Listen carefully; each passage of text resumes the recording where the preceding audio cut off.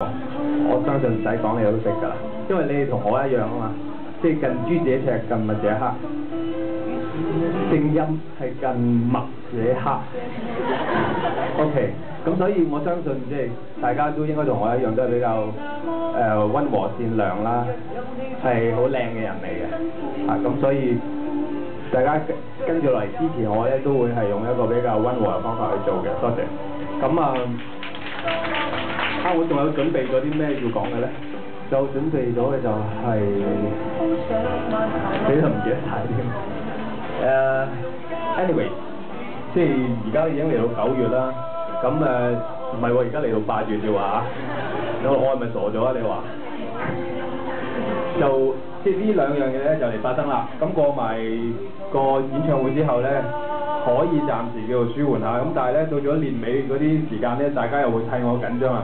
但係都係嗰句啦，緊張還緊張。咁都係我在心啊，知道㗎啦。咁就嗰啲，我相信年尾梗係又有嗰啲乜鬼是是非非嘅。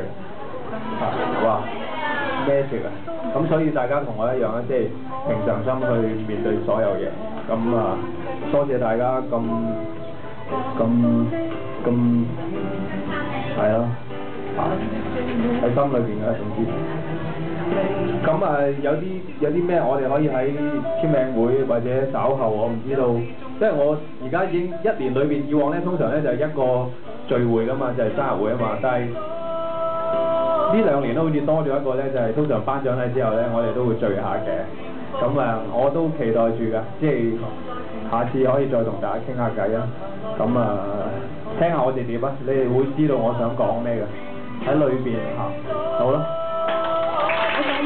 希望經濟都小心身體啦，保住自己身體，最緊要健康。咁我哋大家都祝機仔演唱會成功，好唔好啊？